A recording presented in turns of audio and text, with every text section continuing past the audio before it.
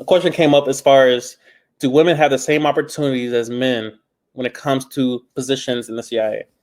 And of course, she dressed her head on. You'll notice in her interviews that she will make the joke that she's not a feminist, and then she'll mention, how the top 4 positions at the CIA are ran by women.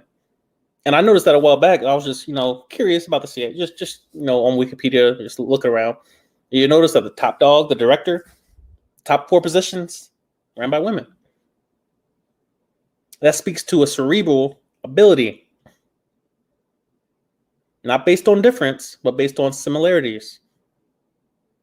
I'm not going to go deep into that whole discussion of the political environment and what have you, but you'll notice that there's some positions that men and women are equal in due to what is required up here, not right here.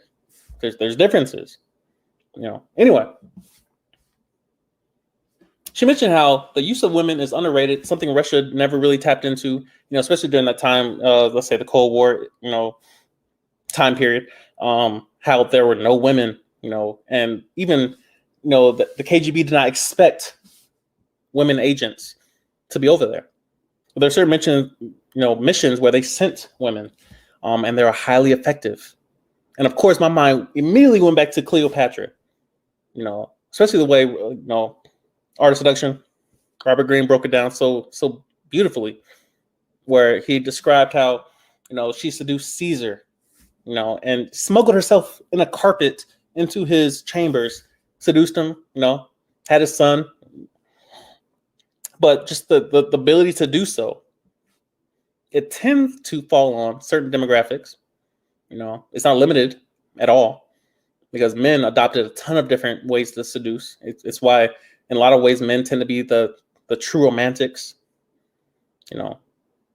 These love songs and, the roses and the different, what we might call chivalry in today's age, or what we used to reference as chivalry.